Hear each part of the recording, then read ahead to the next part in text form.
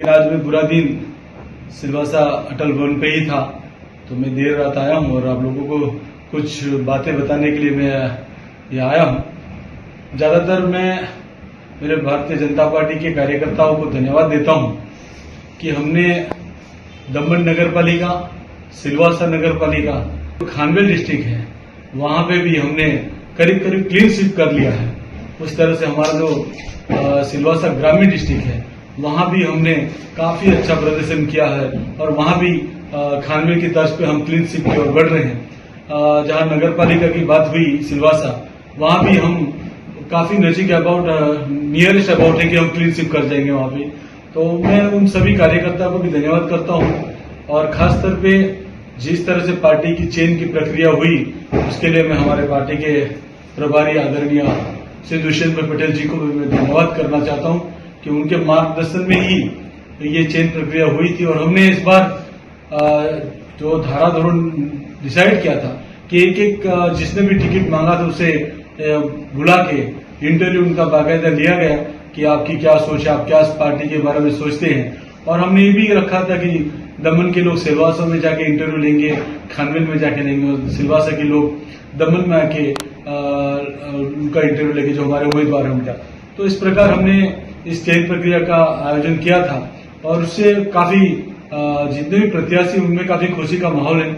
मैं बस इतना ही कहना चाहता हूं कि जो हमसे कुछ नाराज है और जिन्होंने फॉर्म भर दिया है उनसे मैं पार्टी के अध्यक्ष के नाते मैं आह्वान करना चाहता हूं, मैं प्रार्थना करना चाहता हूं कि आप अपना कल का जो आखिरी दिन है फॉर्म खींचने का, आप अपना फॉर्म वापस विड्रॉल कर लें और पार्टी के फिर से विचारधारा में आइए।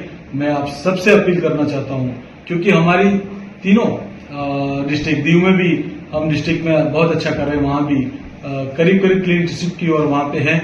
तो जितने भी सारे हमारे प्रत्याशी हर जगह पे जीत रहे हैं और मैं सभी का पार्टी के कार्यकर्ताओं का जिन्होंने इस चयन प्रक्रिया में भाग लिया उन उम्मीदवारों को भी मैं धन्यवाद करता हूं कि आपने अच्छी मेहनत की।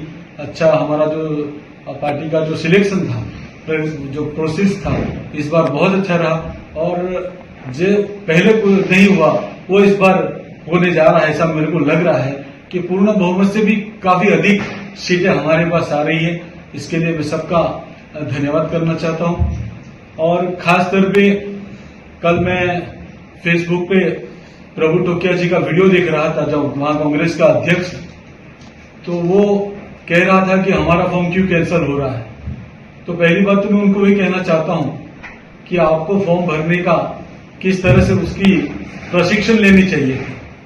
अगर आप फॉर्म में सिग्नेचर ही नहीं करोगे, आप जितना भी डॉक्यूमेंट्स आपसे मांगे जाएंगे और अगर आप सबमिट नहीं करेंगे फिर आप एप्लीकेशन लगा के भाग जाओगे, ये अच्छा नहीं है। क्योंकि चुनाव का पर्व है, आप स्पोर्ट्समैन स्पिरिट दिखाए कि आपसे गलती हुई है तो गलती हुई है, आप मान लीजिए।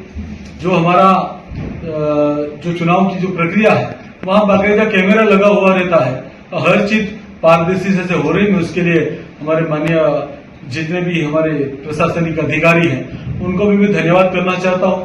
और जहां तक हमारे यहाँ के सांसद श्री उमेश भाई ने भी कुछ एलिगेशन कल लगाए थे, मैं उनसे भी कहना चाहता हूं, आप एक सांसद है, आपको पता होना चाहिए कि 2 जगह पे नॉमिनेशन करेंगे तो कैंसिल हो जाता है। और मुझे यकीन है ये बात उमेश भाई को पता थी, लेकिन जानबूझ के गुमराह करने की वजह से ही उमेश भाई ने 2 जगह पे नॉमिनेशन किया था और उनका कैंसिल हो गया।